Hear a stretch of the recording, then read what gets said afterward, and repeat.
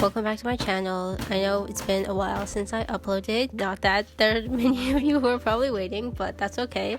Yeah, so like most people, when they take a break from YouTube, school kind of just got really busy and really hectic. I was originally just gonna, edit this like a normal vlog and just slap some music on top. But as I was watching it, I felt like it was kind of repetitive, and I spent a lot of time in my dorm, which is true. But I figured it'd be a little boring for some people to watch, so I decided that instead of putting music over, I would talk about my program, Sustainability Financial Management, since it is a really new program. A lot of people probably don't know about the program, or they don't really know what it's like, and so I kind of wanted to talk a little bit more about it and kind of compare it to AFM a bit, so that I can kind of help maybe some of you make a decision if you're trying to decide between the two. And yeah, so without further ado, let's get into discussing my program. So side note, when I first recorded this voiceover, I talked about academics classes as well as extracurriculars, like social life, and then also co-op/career prep. But I realized that I didn't really have enough time in this vlog to talk about all of them, so in this video, I'm just going to be talking about academics and classes, and in my winter semester vlog, which is my next video, I'm going to be talking about extracurriculars, social stuff, and also co-op and stuff. But yeah, let's get back to the video. So the first category that we're going to be talking about is academics, and the topic that people are probably the most curious about is the difficulty and the workload. And this is probably going to be an annoying answer, but it depends. For some people, material will come a lot easier to them, so they'll spend less time on studying, versus someone who has more difficulty absorbing the information would find a certain course more difficult and thus spend more time on it. So for example, for AFM 112, I found the content to be pretty straightforward and easy, plus the weekly quizzes, at least for us, were open book, so I never really studied for them and I still got 90s on them. However, I know a lot of my friends found this class really difficult and thus had to spend a lot more time on it, so it kind of all depends. Just because I spent less time on it doesn't necessarily mean I'm quote unquote smarter. It just means that based on the things that I learned when I was younger, maybe in high school or elementary school, it just better prepared me for this class, I guess. In terms of workload, it also depends on what your standards are, because some people are okay with 70s and 80s, but some people like me are overachievers and want to get 90s. In terms of generally CPA certification, I think you need above a 70% average, or in all the courses that you're going to be taking or using to work towards your CPA. So yes, aiming for an average above 70% is what I would recommend, just so you don't have to spend too much time thinking about which classes you can get a 65% on and which ones you can get a 70% on, especially because professors don't give you mark updates throughout the term. You only really know your grade at the end of the term. Obviously you could calculate it yourself, and I know one of my friends does this, but for me there's too much effort, and so I just don't. That's just my personal opinion, I guess. So moving on to study and time management tips, my number one piece of advice is definitely to use some form of calendar. So I use Google Calendar, but some other common ones include iCal, which you most likely won't be able to use if you're in SAF, because you're technically not supposed to be using a MacBook, because you can't run the tax software on that. And even if you don't want to go into accounting, you still are required to take a tax course in second year and also in first year if you want to do tax clinic. But essentially every year, AFSA, so Accounting and Finance Students Association, we will host a tax clinic where we will do other people's taxes, so mainly students. It's a great opportunity, and most people that have done it say that it's a good preparation or a good way to see if you actually like tax.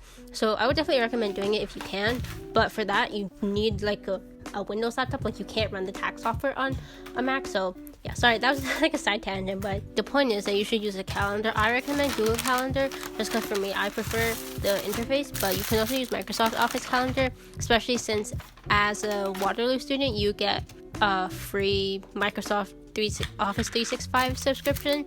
Also, your Microsoft Calendar is connected to your Learn account, and so Learn is just a platform that we use. Some professors will input the due dates in Learn, and so that it will automatically sync with your Microsoft Calendar, so that's convenient if you don't want to put that much effort into it. Also, second most important tip is definitely get a planner. So for me, a lot of the first year profs are pretty nice about it and will usually tell you deadlines and what you have to do, but you can't really rely on this because not all of them do it, and also they probably won't do it in second and like upper years. So I would definitely recommend getting a planner, especially because for a lot of these classes there's kind of like a weekly checklist that you have to complete, or like activities that you have to do every week for the new material, and most of the time professors won't really tell you to do these things. They just expect it to get done, and so if you kind of like forget about it, then you're kind of screwed. So yeah, next up, in terms of like a study method, I definitely recommend active recall and practice problems, and this is kind of like what allowed me to, I guess, spend less time studying and still get good grades. So I personally relied heavily on Quizlet this year, and I definitely think it's what helped me study a lot of the material and absorb it well enough to both memorize and understand it. So a lot of profs will tell you like, oh, you can't just memorize the content, you need to understand it, and I definitely think that it's true that you can't solely rely on memorization, but like just because you understand something doesn't necessarily mean you'll remember it, or at least that's how I find it. So for me, I use flashcards in a way that once I understand something, then I still need to memorize it, right? So I use flashcards in order to memorize the thing that I understand, because for certain subjects it's kind of different, where it's like, oh, once you like understand it, you can kind of like remember it. But with like accounting, a lot of this stuff, like even if you understand how it works, like it's still hard to like conjure up in your head. So yeah, you definitely kind of have to memorize it, but it will kind of only work or help if you understand it first and then memorize it.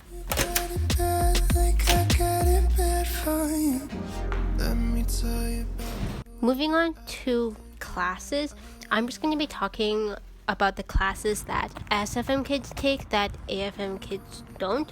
So that would be SFM 101, 102, and then ENVS 205 and 131. So first up, I'm going to talk about SFM 101, which is Introduction to Sustainability and Financial Management. It's essentially teaching you how to look at issues or events through a sustainability lens. And so there are kind of different frameworks that you can look through them. So for example, the triple bottom line, ESG, the Venn diagram thing. You don't really need to know about it beforehand.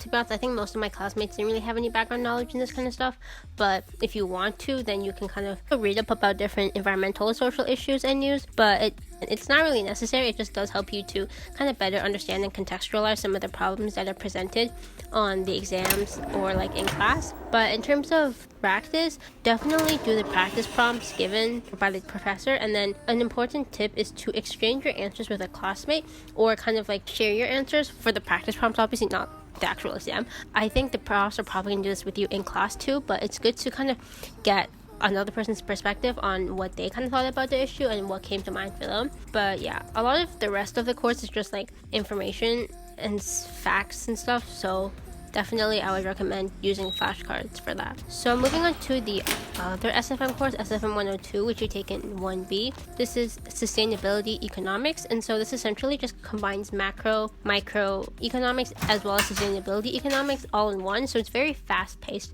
and content-heavy. And so this course is essentially to kind of replace Econ 101, which AFM kids take in 1A, and then I don't remember which one's my macro and micro, but essentially AFM kids take one of them in year 1 and one of them in year 2, but if you're in SFM, you take both of them plus some sustainability stuff in one term. So that one's definitely a heavy course, but I think as long as you keep up, then you should be fine. So moving on to the environment courses, so these were definitely both the most time-consuming classes because there's just a lot of work to do, which is kind of annoying, but So the first ENVS course that you're going to be taking is ENVS 205, which is called Sustainability, the Future We Want, and this is an online course. So for 205, I did not bother making notes because all the quizzes were open book. I know some of my classmates did do this, but for me, I honestly didn't really see the point because there's really so much content. It would take you forever and it's just kind of a waste of time, I think.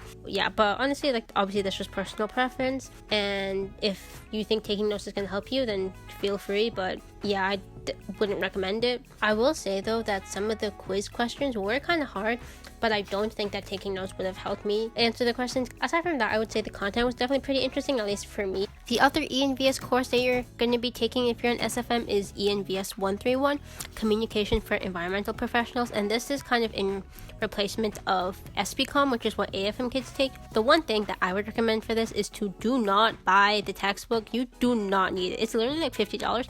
I bought it because I thought we were going to use it, but we didn't. Okay, this course is a little weird because they use a different kind of grading called specifications grading, and so it's kind of hard to get above a 90. I did the A pathway, which means that my mark would, as if I completed everything that I needed to in the quote-unquote A pathway, then I would have gotten 85 or above. So I got 87, which did drag down my average for 1B, but yeah, that's kind of really it. So that's kind of all that I wanted to talk about today, at least in terms of academics and classes. If you guys have any questions in regards to those two topics, extracurriculars, or like just anything about being a student at Waterloo or being in the SFM program, feel free to leave them down in the comments. Stay tuned for my next video where I will be talking more about extracurriculars and co-op and stuff like that. So regardless of whether or not you guys are considering going into SFM, I hope you guys enjoyed the video and have a nice day. Bye.